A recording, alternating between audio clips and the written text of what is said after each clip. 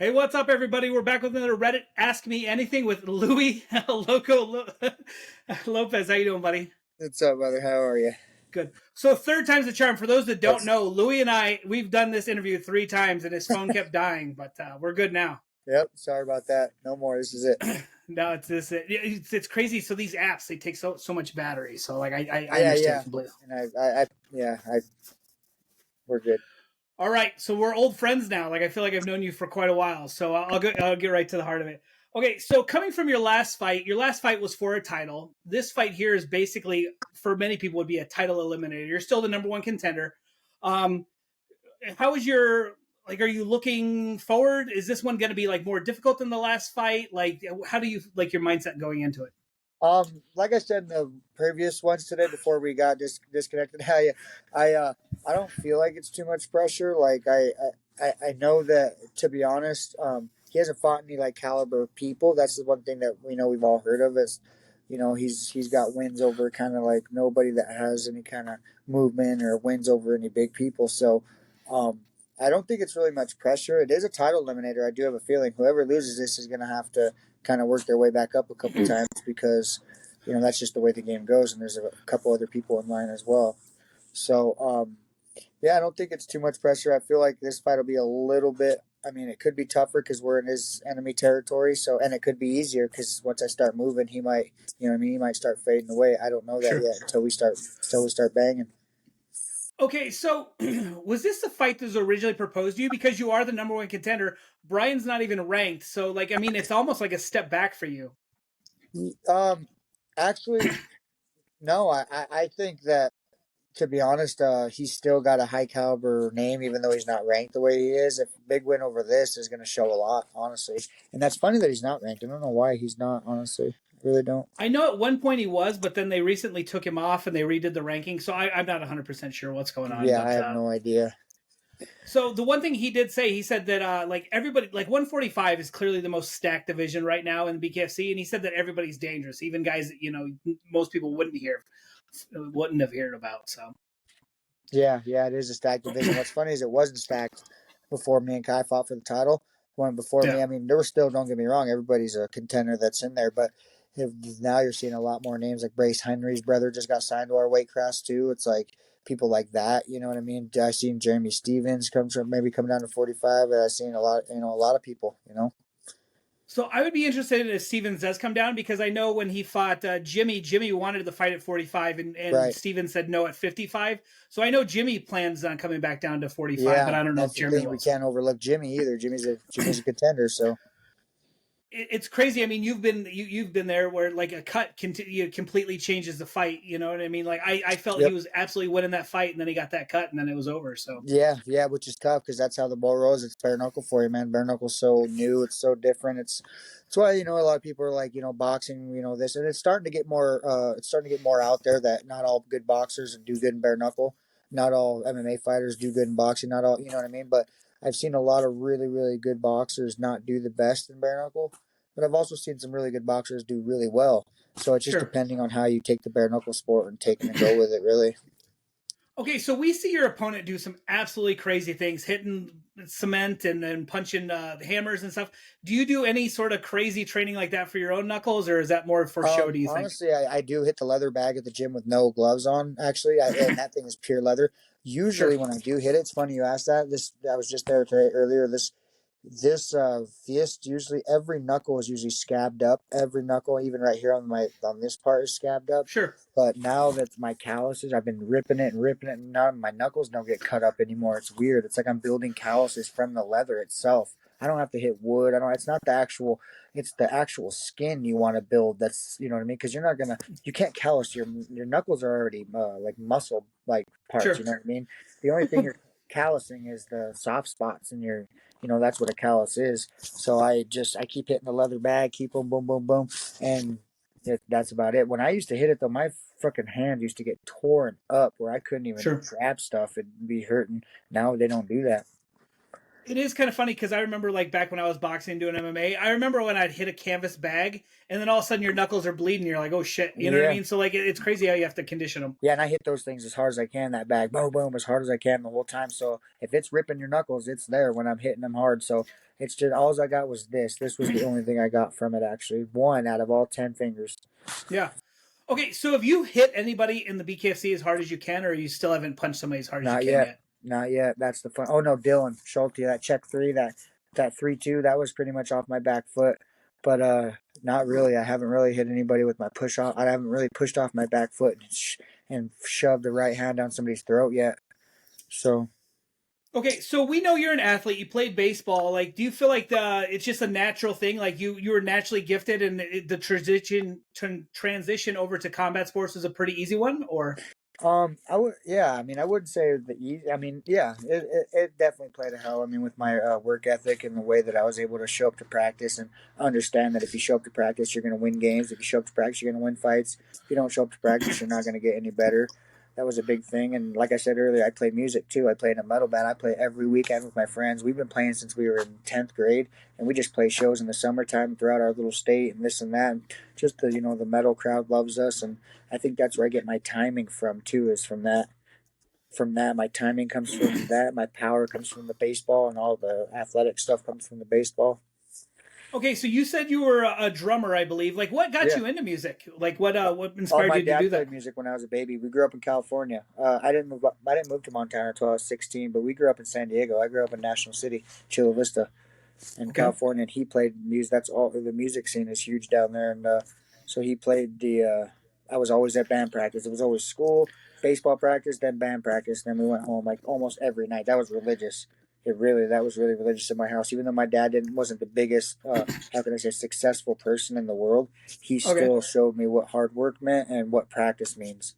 So Okay, so is like the band thing, is that something you want to like try to transition over and become full time, or is it just kind of like a fun little hobby? it's just like a little hobby, honestly. But you never know if we do. If I start, making money fighting, and I get my own house with my own room and start recording myself playing drums, I might get offers around online. You never know how that stuff works now. How the internet is now. I keep sharing my videos of me playing music. I don't. I mean, I don't have. I'm not making a whole ton of. I'm happy with my pay what I'm getting now, but I'm not making a ton of what I wanted yet to where I can get my own house, get my own room, set up my own drums in there with a video camera, with my laptop. That stuff all comes in time. So Sure. Okay, so we talked to your opponent, and he said that you don't have a coach and you're just kind of training yourself. Is there any truth to that? no, actually, I'm with Todd Foster and Billy Wagner. Todd Foster's an Olympian boxer. He fought Mayweather. Billy Sure. Wagner fought Bryce Henry last year. Billy Wagner also fought Jeremiah Riggs, I believe. Sure. And he's got a fight coming up, just gloved boxing on the Okay. 27th. So he's grinding at the gym, sparring every day. Last night we sparred. We were the last ones to leave. And Monday we were the last ones to leave. Wednesday we were the last ones to leave. I definitely wouldn't do this if I didn't have a team or a gym or people to push me in sparring. Okay, so for your last fight, it felt like there was a lot of anger and hatred. It seems like this one, I mean, there's a little bit of sparring going back between the two of you, but it seems like that's calmed down a lot. Have you grown as a person, or you don't have the anger towards Brian as you did Kai? Like, where did all that That's go? funny you asked that. I actually don't like. I mean, I don't think any more Kai than Brian. I don't think any more Brian than Kai. I was just like, I think it was my old crowd that I was dealing with. I don't want to Okay. put any names or do anything. My old coach and people that I was hanging with. I don't know if they were kind of enabling me to do stuff like that, because that's not really who I am. I just like to show up, fight my ass off, show Mr. Feldman, show everyone that I can fight, show the fans what I can do, and then I just I go from there. I'm really not the type to be that's where all my energy was in the Kai fight. I felt like I was fighting somebody else's battle. I didn't want to win the title as bad as I want to beat Brian right now, if that makes any Okay. sense. So Sure. maybe my next time around with Kai, I'll be in the right mindset to want to win the belt as bad as my coach wanted me to win it. Okay, so we talked about how like 145 is stacked. Who do you feel like, other than yourself, is the most skilled fighter in To 145 be right now? honest, I think Brandon Allen probably is. To be completely honest, Brandon Allen's probably a really good contender. Um, but like I said, a couple of those UFC guys, Jimmy Rivera, Jeremy Steven hits really hard. If you haven't Really noticed, hard. yeah, he's a hard hitter. So if if he gets in his groove out there and he's got his thing going for him, he starts letting his hands go. You never know. You might never know what you'll see out of him. Okay, so you fight at 45. Is 45 good for you? It's an easy weight to make, or do you see Yeah, yourself going up or down, or just yeah. 45 is I good? was wanting to. I've always wanted to go down to 35, honestly, but I just well, I'm in the off season. I'm a fan of Patty Pimpett myself too, so it's tough to. He's really right. I mean, it's miserable when you're dieting your whole. It really is. I want to when I don't have a fight coming up. I enjoy. I love going to restaurants. I love splurging. It's my favorite Sure. thing to do. And then like the next day, I'll work out real hard. Then like and then I'll go out to a restaurant again and splurge again and be like, and then work out real hard during the day. It's kind of like my thing to do. I there's nothing else to do in Montana but to go out and eat. So that's kind of what we do. Sorry, I got a cough. So you're a guy who's always in the gym. Do you overtrain? Do you train the perfect amount for you? Because I mean, I see the amount you work out, and I feel like a lot of people beg, "Oh, that's overworking." But I also think that you are in the gym all the time, so you know your body, and So you tell me. Yeah, even if you Google it, like even if you do anything like kind of research, these guys at the UFC, like Sean O'Malley, these guys, they're Ronda Rousey they're doing 2 sessions a day, sometimes three, intense sessions, and you can really, I mean, it's a fact. It's not just that's what people do. So I try to keep up with that. Joe was my old coach. He really showed me that's one part that he did show me positively was how to get in shape and how to prepare myself and what to do. And one practice a day isn't enough. You can't just go to practice from 5:30 to 7 p.m. And call it good. First off, Okay. you're not going to make the weight you want. You're not going to because you're not sweating as much as you should. I make sure that I work out in the morning. I make sure that I work out at night every time, and that's not even including sparring. That's not even if it's something going to the gym, running just 1 mile, a little sweat. I always try to work out in the morning, and I try to work out at night, twice a day at the very least. Okay, so we've talked to quite a few fighters, and they say BKFC is great, but fighting is more of a hobby, and it doesn't pay the bills. So what do you do to pay the bills? To be honest, I did have a job serving tables before my title fight. I basically just bartend, serve tables, and that's a little bit quicker cash than most Sure. jobs. So, and if you're good at dealing with people and can handle people, then that's a good gig. So that's what I kind of do on my own is just kind of bartend, serve tables, hang out downtown at the pub down here, and just serve beer and just get along with the community. But to be honest, I'm gonna keep BKFC kind of in their ear, and I'm just gonna, if it's okay with them, I'm gonna do some boxing stuff with Todd and just kind of go around the state and just do some professional boxing matches until they. Sure. And if they don't want me to do that, then they need to contract me up. If I go out and have a good performance with Brian and really, really put Brian down, then I think they're gonna want to contract me up, and I'll just get a multi-fight deal with them. So from what I'm hearing is, unless you're holding a belt, like and as long as it's not ungloved, they're pretty cool about it. So Yeah, yeah, it's tough. They kind of and they're so big right now. So many people are bothering to fight on their cards. I'm literally sure Nate's getting bothered every day by so many people who just want to fight in the BKFC that sure. aren't really spectacle people, but they just want to get in there and show people that they can fight bare knuckle. You know what I mean? So you got to understand where they're coming from. They got to fill in about 5 years. All those will be filtered through, and it'll just be the main ones in it. I feel like they're still new, so they have to take the procedures they do is because they're so new still. So you've had a handful of bare knuckle fights. What has been your toughest fight so far? That toughest fight, to be honest, honestly, probably just the way I was mentally there is probably my last fight was my toughest fight, just because it was so tough on myself. It wasn't anything skill wise. I'm at the gym doing what I do. I'm sparring the way I spar. It's like everybody tells me, like, dude, you would have fought that way against Kai the way we know you could fight, dude.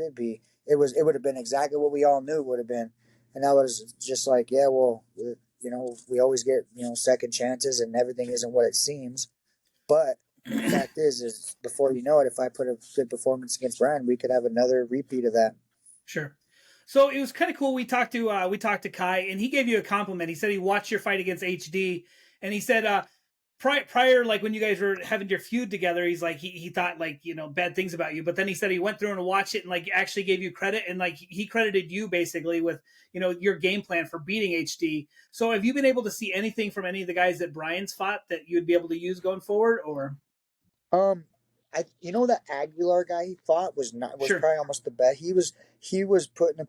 Here's the thing: you haven't seen anybody put Brian on his heels yet. We don't know how he fights going backwards. We don't Yep. know how he fights with a little bit of blood in his eye. We don't know how he fights getting with a little bit of blood in his eye and going backwards. We don't know yet. We don't know. We just don't know certain things about him yet because he's had so many. You know what I mean? One fight, 3 punch, guy curls up, it's over. That's the biggest thing is these guys they're just curling up. They really are. They're just holding their hands up and taking a knee, which is okay. It's bare knuckle, and he's probably Sure. got some hard hands. But you got to move, man. You got to move. You got to move around. You know what I mean? You got to use the whole ring. That ring's pretty big if you really use it. So do you see it being a dog fight? Do you plan on outboxing him? What's your game plan going in? I'm just gonna do my thing, stay, keep away, use my distance. I'm not gonna really, if I say that now and then we get in there and it starts dogfight. But I'm just gonna stay away, man. Just boom, stick him, keep him on the end of things. Let him miss, just miss with his overhands and his crazy hooks, and I'm just gonna catch him with those counters. That's really what it's gonna be. I really feel like he's gonna run into my counter hooks all night. Like that's not gonna be because he hasn't fought nobody that's countered like that. So it's going to be all new to him. Okay, so you're not from Montana, but you've lived in Montana for quite a while. Why are people from Montana so tough? Oh, I can't really explain it. Honestly, it might be the weather and just the way that, like right now it's -13 out there. Everybody's got their hood up. Everybody's trying to get their car started. It's a tough deal. It's cold here. It's freezing. I mean, it's tough here. I mean, if I woke up and it was 7 in the morning, 85 degrees outside, I'd just jump right out of my bed, no problem. Slip my slippers on and roll outside and do. It's not like that here. It's really not. You got to be prepared, and you can't. You could die out there. You really can. It's life or death out there if it really came down to it. So a boxing coach the other day posted something that there's far too many fighters that are used to sleeping in silk sheets, and it's time for the new age guys to come in there and take it. And I feel like you're like the perfect example of that kind of guy. Like you're rough and ready and ready to go. And yeah, I appreciate that. Yeah, it takes a lot of training, more than people think. It really takes dedication.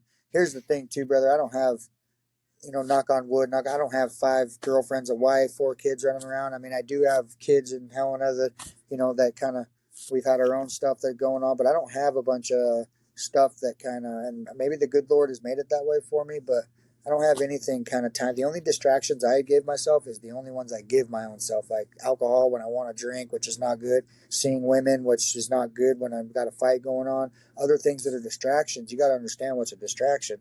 Even if it's positive, doesn't mean it's a good thing. It's still a distraction. It's still conflicting you from going to practice. It's still, if I had a girlfriend and a bunch of kids right now and dinner to be made and I was focused on dinner, getting my kids ready for bed, guess what I wouldn't be focused on right now?